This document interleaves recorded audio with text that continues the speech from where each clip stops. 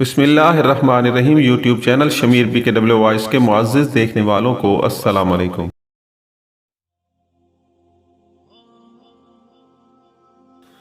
ہم جانتے ہیں صاحب آپ کیا کہنا چاہتے ہیں، بڑے بھائی نے کہا۔ ہم دونوں آپ کے مشتبہ ہیں۔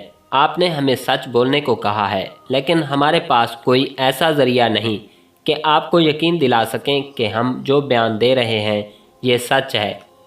میں نے بڑے بھائی کو اپنے پاس بیٹھا رہنے دیا اور چھوٹے کو باہر بھیج دیا۔ چھوٹے کا مطلب یہ نہیں کہ وہ کوئی نوعمر لڑکا تھا، وہ 27-28 سال کا جوان آدمی تھا۔ نوابزادہ کسی اور عورت کو پھانس لیتا۔ میں نے پوچھ گچھ کا سلسلہ شروع کر دیا اور وہ جو جواب دیتا تھا میں اس میں سے کوئی اور بات نکال لیتا اور اس طرح اس پر سوالوں کی بوچھاڑ کرتا اور بات سے بات نکالتا چلا گیا۔ یہ شخص ذرا سا بھی نہ گھبرایا، ہر سوال کا جواب پورے اعتماد کے ساتھ دیتا تھا۔ میں اسے کہہ رہا تھا کہ دونوں بھائیوں نے اور ان کی بہن نے دھمکیاں دی ہیں کہ وہ اس عورت کو غائب کر دیں گے۔ اس نے تسلیم کیا کہ وہ کئی بار ایسے الفاظ کہہ چکا ہے کہ اس عورت کو غائب کرا دے گا، اور اس نے اپنی بہن یعنی نوابزادہ کی بیوی سے بھی کہا تھا کہ وہ اس کا مسئلہ اس طرح حل کرے گا کہ اس عورت کو ہی راستے سے ہٹا دے گا۔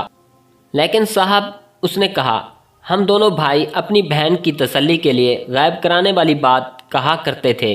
اگر ہم نے یہ کام کرنا ہوتا تو 1.5 سال پہلے اس وقت ہی کر دیتے جب ہمیں پتہ چلا تھا کہ نوابزادہ نے اس عورت کو داشتہ بنا لیا ہے۔ ہم اتنا لمبا انتظار نہ کرتے۔ ہمیں غصہ تو بہت تھا، لیکن اپنی عقل کو ہم نے ٹھکانے رکھا ہوا تھا۔ ہم سوچتے تھے کہ اس ناجائز دوستی میں اس عورت کا کوئی قصور نہیں۔ اس عورت نے اپنے آپ کو زبردستی نوابزادہ پر مسلط نہیں کیا تھا۔ کوئی شخص طوائفوں کے بازار میں جاتا ہے تو اس میں طوائفوں کا تو کوئی قصور نہیں، یہ سارا قصور نوابزادہ صاحب کا تھا۔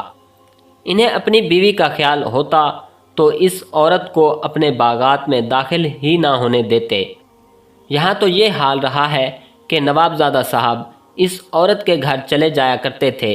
اگر اس عورت کو ہم قتل کر دیتے تو نوابزادہ ایسی کسی اور عورت کو پھانس لیتا۔ یہ تو نوابزادہ صاحب کا شغل ہے۔ اس عورت کی دوستی سے پہلے بھی نوابزادہ صاحب اپنی ہی عیش و عشرت میں پڑے رہتے تھے، لیکن فرق یہ تھا کہ نوابزادہ صاحب نے کسی عورت کے ساتھ اس طرح دوستی نہیں رکھی تھی جس طرح اس عورت کے ساتھ رکھی۔ اگر قتل کرنا ہی ہوتا تو ہم نوابزادہ صاحب کو کرتے۔ کئی بار نوابزادہ صاحب اور ہماری بہن کے درمیان اتنی ناچاکی ہوئی کہ وہ گھر آ بیٹھی اور بزرگوں نے معاملہ رفع دفع کرا دیا۔ ہم نے یہ بھی کہا تھا کہ نوابزادہ صاحب ہماری بہن کو طلاق ہی دے دیں، انہوں نے یہ بھی نہ مانا۔ میں نے اپنے تجربے اور عقل سے کام لیتے ہوئے اس شخص کے قدم اکھاڑنے کی بہت کوشش کی، لیکن میں ناکام رہا۔ پھر میں نے ایک اور زاویے سے حملہ کیا اور اس میں مقتولہ کے بیٹے بھولے کا بھی ذکر آیا۔ ہاں، ایک بات یاد آ گئی ہے، اس نے کہا۔ بھولے کو میں نے اور میرے بھائی نے بھی اس عرصے میں 3 یا شاید 4 مرتبہ کہا تھا کہ تم اتنے بدمعاش بنے پھرتے ہو اور اپنے گھر کا تمہیں پتہ نہیں کہ تمہاری ماں کس طرح خاندان کی عزت لٹا رہی ہے۔ پہلے 2-3 مرتبہ تو بھولا بالکل ہی چپ رہا اور اس نے سر جھکا لیا۔ میں نے آخری بار اسے کہا کہ تم اگر یہ سمجھتے ہو کہ میں تمہاری ماں پر جھوٹا الزام لگا رہا ہوں تو اپنی ماں کی نگرانی کرو اور اپنی آنکھوں دیکھو کہ میں سچ کہہ رہا ہوں یا جھوٹ۔ تیسرے دن بھولا مجھے ملا۔ وہ کوئی بات کہنا چاہتا تھا لیکن بول نہیں رہا تھا۔ میں جانتا ہوں بھولا بڑی جرأت اور دلیری والا بدمعاش ہے، لیکن ہمارے سامنے وہ سر نہیں اٹھا سکتا۔ میں نے اسے چپ دیکھا تو کہا، کیا بات ہے بھولے؟ اگر میں نے جھوٹ بولا تھا تو صاف کہہ دو، پھر دیکھنا کہ میں تمہاری ماں کو اس دنیا سے کس طرح اٹھاتا ہوں۔ اس وقت بھولا سر اٹھا کر بولا، یہ کام میں کروں گا، تمہیں یہی بتانے آیا تھا۔ یہ کہہ کر بھولا چلا گیا اور میں نے اس کی بات کی طرف کوئی خاص توجہ نہ دی۔ میں نے سوچا کہ چرسی بھنگی آدمی ہے، ویسے ہی بڑ مار گیا ہے۔ یہ بھی سوچا کہ اس نے یہ بات مجھے خوش کرنے کے لیے میرے ڈر سے کہی ہے کہ میرا منہ بند رہے۔ یہ کب کی بات ہے؟ میں نے پوچھا۔ یہی کوئی 5-6 دنوں کی بات ہے، اس نے جواب دیا۔ मैंने अपने भाई को बताया कि भोला यूं कहता था। मैंने ये भी कहा कि बेगैरत आदमी है, माँ की कमाई खाता रहेगा और करेगा कुछ भी नहीं। मेरे भाई ने कहा कि भोले को वो मुझसे ज़्यादा जानता है, भोला जो कुछ कह चुका है वो करके भी दिखा देगा। कत्ल की रात भोला सारी रात घर से बाहर रहा था। मैंने कहा हो सकता है इसे पता चल गया हो कि उसकी माँ नवाबजादा के यहाँ जा रही है, ये मालूम करना आपका काम है। उसने कहा मेरी अकल वहाँ तक नहीं पहुँच सकती, मैं अपनी बात कर सकता हूँ। ये अलग बात है कि आपको मुझ पर एतबार आता है या नहीं। भोले पर मेरा शक पुख्ता ही होता जा रहा था, लेकिन अभी मैं यकीन के साथ कुछ नहीं कह सकता था। इस भाई को बाहर भेजकर उसके छोटे भाई को बुलाया और फिर पूछगछ का वही सिलसिला शुरू कर दिया जो उसके बड़े भाई से हो चुका था। उसका बयान और हर सवाल का जवाब बिल्कुल वैसा ही था जैसा उसके बड़े भाई का था। मैंने उसे धोखा देने की भी कोशिश की। वो इस तरह के उसके किसी जवाब पर मैंने कहा कि तुम्हारा भाई तो यूं कहता है और तुम कुछ और ही कह रहे हो। उसने पूरे एतमाद से और ज़्यादा पुख्ता आवाज़ में कहा कि ऐसा हो ही नहीं सकता कि मेरा भाई कोई गलत बात कह दे। मुझे इतना तजर्बा तो था कि ये पता चल जाता था कि ये शख्स झूठ बोल रहा है या सच। उसने मेरा दिमाग कुछ और ज़्यादा रोशन कर दिया। वो इस तरह के मैंने इससे पूछा कि भोले ने क्या उसे भी कहा था कि वो अपनी माँ को दुनिया से उठा देगा। हाँ जनाब, उसने मुस्कुराते हुए जवाब दिया। उसने जब ये अल्फाज कहे थे तो मैंने उसे उसकी माँ के खिलाफ भड़काना शुरू कर दिया और यहाँ तक कहा कि तुम्हारी माँ तुम्हारी बहन को भी अपने रास्ते पर चला रही है या चलाने की कोशिश कर रही है। तुमने इसका कुछ असर देखा था? मैंने पूछा। जी हाँ, उसने जवाब दिया। मैंने बड़ा साफ असर देखा था। कहता था कि पहले मैं अपनी आंखों देख लूँ कि मेरी माँ नवाबजादा के यहाँ जाती है। मैंने उसे बताया कि नवाबजादा के मज़ारों की एक औरत है जो तुम्हारी माँ के पास नवाबजादा का पैगाम लेकर जाती है। उसने कहा कि मैं इसे इस औरत का नाम बता दूं। मैंने बता दिया। मालूम नहीं आपको किसी ने ये बताया है कि नहीं कि ये औरत नवाबजादा के पैगाम लेकर जाती है, और उसके साथ ही हमारी बहन को भी बता देती थी। गरीब औरत है, दोनों अतराफ से कमा रही है। क्या भोला इस औरत से मिला था? मैंने पूछा। ये मुझे मालूम नहीं, उसने जवाब दिया। उस भाई के बयान से बात कुछ और ज़्यादा साफ हो गई थी, लेकिन मैं ऐसा अनाड़ी भी नहीं था कि किसी ने कुछ कह दिया और मैं उधर को ही उठ दौड़ा। सबसे पहले तो मुझे इस औरत को बुलाना था, उससे तस्दीक करा के अगला कदम उठाना था। इस भाई को भी मैंने फारिग कर दिया और एक कांस्टेबल को इस औरत का नाम बताकर भेजा कि इसे साथ ले आए। पहले बता चुका हूँ कि ये औरत मेरे पास आ चुकी थी और उसने बड़ा वाज़े और सच्चा बयान दिया था। अपने करतूत से बाज ना आई। ये औरत आ गई। मुझे याद है सूरज गुरूब हो चुका था और मैंने पूरी रात तफ्तीश जारी रखने का इरादा कर लिया था। इस औरत से मैंने पूछा कि उसने क्या भोले को बताया था कि आज रात उसकी माँ नवाबजादा के पास जा रही है। उसने बिला पस्सो पेश कहा कि भोले को उसने बताया। क्या भोला तुम्हें पहले से जानता था? नहीं जी, उसने जवाब दिया। मेरे खामंद को कोई आदमी मिला था। खामंद के कहने पर मैं भोले से मिली थी। भोले ने जो पूछा वो मैंने बता दिया। मुझे ज़्यादा तफसीलात की ज़रूरत नहीं थी। मेरे लिए इतना ही काफ़ी था कि इस औरत ने भोले को बताया था कि आज रात उसकी माँ अपने आशना के पास जा रही है। इस औरत को मैंने घर जाने की इजाज़त दे दी। एक कांस्टेबल से कहा कि भोला जहाँ कहीं भी है उसे साथ ले आए। दूसरे हेड कांस्टेबल से कहा कि भोला थाने आ जाए तो उसकी बहन को इस तरह थाने ले आए और एक तरफ बिठा दे कि भोले को मालूम ना हो सके। उम्मीद नहीं थी कि भोला घर से ही मिल जाएगा। वो घर मिल गया। वो जूं ही थाने पहुंचा, दूसरा हेड कांस्टेबल उसके घर जाकर उसकी बहन शकीला को ले आया और अलग एक कमरे में बिठा दिया। मैंने अपना खाना वहीं मंगवा लिया था। इस रात घर जाने का कोई इरादा नहीं था। भोले से उसके इस दोस्त का नाम पूछा जिसके घर वो कत्ल की रात ताश खेलता रहा और वहीं सो गया था। फिर उसके इन दोस्तों के नाम और पते पूछे जो उसके साथ ताश खेलते रहे थे। इनकी तादाद भोले को निकालकर 4 थी। ऐसे कांस्टेबल मिल गए जो उन्हें जानते थे। ये सब छोटे मोटे जराइम करने वाले लोग थे, इसलिए कांस्टेबल इन्हें जानते थे। इनके आने तक भी भोले को एक कांस्टेबल के हवाले करके कांस्टेबलों की बैरक में बिठा दिया। शकीला को अपने दफ्तर में बुला लिया। उसके साथ हमदर्दी और शफकत की बातें की। इससे मालूम हुआ कि इसकी बड़ी बहन भी आई हुई है। वो माँ के कत्ल पर आई थी और अभी उसने यहीं रहना था। मैंने पहले बताया कि शकीला खूबसूरत लड़की थी। मेरा ख्याल था कि ये भी इखलाकी लिहाज से माँ जैसी ही होगी और शायद यही वजह है कि ससुराल में उसकी बनती नहीं और अक्सर माँ के पास आती रही है। मैंने उससे पूछा कि खामद को उससे क्या शिकायत है कि वो उसे माँ के पास भेज देता है। कोई ऐसी बड़ी शिकायत नहीं, उसने कहा। छोटी मोटी शिकायतें और नाराज़गियाँ तो हर घर में होती हैं, लेकिन मेरा मामला ऐसा है कि ज़रा सी बात बहुत बड़ी बना ली जाती है। कौन बनाता है? मैंने पूछा। तुम्हारे ससुराल वाले बनाते होंगे। नहीं जी, उसने कहा, मेरी माँ से तो मेरी सास अच्छी है। मैंने ख़ास तौर पर देखा कि शकीला ज़हनी लिहाज से नॉर्मल हालत में नहीं थी। माँ के मरने का गम तो था ही। मुझे यूँ महसूस हुआ जैसे कोई और बात भी है। मैंने उसके साथ और ज़्यादा हमदर्दी और शफकत का इजहार किया। उसके आंसू बह निकले। मैंने उसे कहा कि इसके अंदर कोई गुबार भरा हुआ है और ये गुबार मेरे आगे निकाल दे। ऐसी ही कुछ और बातें करके मैंने उसे अपने ज़ेरे असर ले लिया। मैंने कहा कि माँ का गम उसे ज़्यादा परेशान कर रहा है और वो इस सदमे को अपने मुस्तकबिल की खातिर बर्दाश्त करने की कोशिश करे। माँ के मरने का गम तो है, उसने बड़ी ही उदास आवाज़ में कहा, लेकिन मेरे दिल की बात पूछें तो मैं कहूँगी कि माँ की मौत मेरे मुस्तकबिल के लिए अच्छी ही होगी। मेरा ख्याल दुरुस्त निकला। उसका सीना बड़े ही जहरीले गुबार से भरा हुआ था। मेरे हमदर्दाना और मुशफ़िकाना रवैये से वो इतनी मुतासिर हुई कि वो भूल ही गई कि थाने में एक थानेदार के पास बैठी बयान दे रही है। उसने बड़ी लंबी बात सुना दी जो मुख्तसरन इस तरह है कि माँ ने उसकी शादी तो कर दी, लेकिन उसे सबक इस तरह के दिए कि ससुराल में सिर्फ अपने खामद को अपना समझे और बाकी सब के साथ ऐसा सलूक करे जैसे वो इस घर में बिन बुलाए आन घुसे हों। उसने बताया कि माँ ने दोनों बहनों को कम उम्री में ही ये सबक देने शुरू कर दिए थे कि असल चीज़ पैसा और ज़ाती मफाद है और उसके लिए झूठ बोलना और धोखा देना बिल्कुल जायज़ है। शकीला ने घर में माँ को देखा कि वो उसके बाप को किस तरह अपने कब्ज़े में रखती और अपनी हर बात मनवाती थी।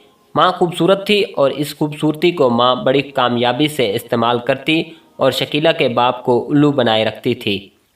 शकीला और उसकी बड़ी बहन ने माँ को झूठ बोलकर अपना मतलब निकालते देखा तो वो समझी कि ये सब मक्कारी और अयारी जायज़ है और यही असल ज़िंदगी है।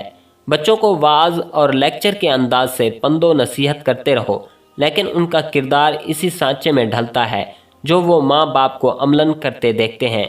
शकीला और उसकी बहन के ख्यालात और उनका किरदार माँ का रंग पकड़ता गया। माँ ने इन लड़कियों के साथ ये ज़्यादती की कि इन्हें मोहल्ले की लड़कियों के साथ मिलने जुलने ही ना दिया और ख़ुद ही इन पर छाई रही। लड़कियों को स्कूल तो भेजा, तालीम अच्छी दिलाई, लेकिन बड़ी सख्त पाबंदी रखी कि लड़कियां स्कूल जाएं फिर सीधी वापस घर आएं और किसी सहेली के घर ना जाएं। शकीला ने देखा था कि माँ ने कैसी कैसी उस्तादियाँ चलाकर और झूठ बोल बोल कर उसके बाप को बाप के वालिदैन और रिश्तेदारों से बिल्कुल ही अलग कर दिया। ज़्यादा तफसीलात में जाने की ज़रूरत नहीं। आपने अपने मोहल्ले या गांव में ऐसी कोई ना कोई औरत ज़रूर देखी होगी।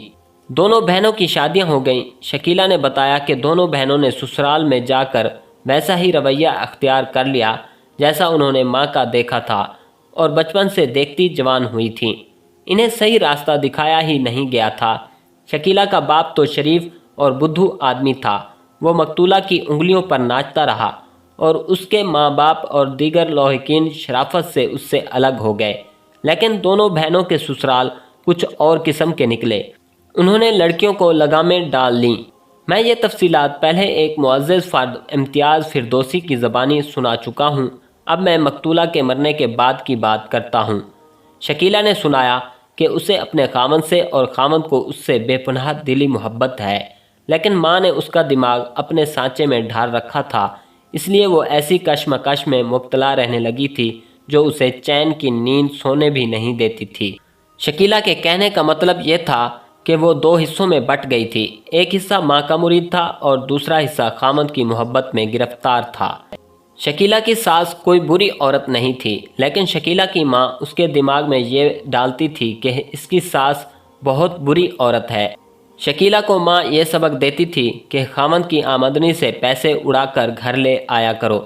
शकीला ये हरकत करती थी लेकिन उसे खुशी नहीं होती थी, बल्कि उसके ज़मीर पर जुर्म का बोझ बढ़ जाता था कि वो इतने प्यारे खामद को धोखा दे रही है। ये तो मैं समझ गया था कि ये लड़की किस चक्कर में पिस रही है। मुझे इसकी इन घरेलू बातों के साथ कोई दिलचस्पी नहीं थी, लेकिन उसे अपनी मुट्ठी में रखने की खातिर सुनता रहा। फिर मैं उसे इस जगह ले आया जहां लाना चाहता था। वो तो तुम्हें किसी और रास्ते पर भी चलाना चाहती थी, मैंने कहा। मालूम नहीं तुमने उसकी ये बात मानी थी या नहीं। कौन सी बात? तुम्हें मालूम ही होगा, मैंने कहा। इन दिनों उसकी दोस्ती एक बड़े अमीर कबीर जागीरदार के साथ चल रही थी। मालूम है, शकीला ने कहा। अभी उसने मुझे ऐसी कोई बात कही तो नहीं थी, लेकिन मैं उसकी नीयत समझ गई थी। ये इस तरह हुआ कि 2 मरतबा ये जागीरदार नवाबजादा हमारे घर आया। मेरी माँ दोनों बार इस तरह बाहर निकल गई जैसे इसे अचानक कोई काम याद आ गया हो।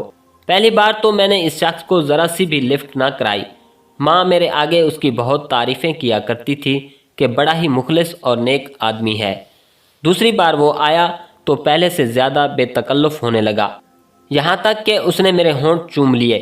पहले की तरह माँ बाहर निकल गई थी। मुझे इस शख्स की ये हरकत बहुत बुरी लगी और मैं उठकर दूसरे कमरे में चली गई। मैंने माँ से तो कुछ ना कहा। भोला घर आया तो उसे अलग करके बताया। भोला तो गुस्से से पागल हो गया। उसने माँ से कहा कि आइंदा ये शख्स इस घर में ना आए, वरना मैं उसका भी और तुम्हारा गला घोंट दूंगा। माँ ने भोले को बड़े प्यार से ठंडा करने की कोशिश की, लेकिन वो चुप तो हो गया, ठंडा ना हुआ। कत्ल की रात याद करो, मैंने पूछा। क्या उस रात भोला घर था या बाहर चला गया था? सारी रात घर नहीं आया, शकीला ने जवाब दिया। माँ के साथ तो उसने बोलना ही छोड़ दिया था।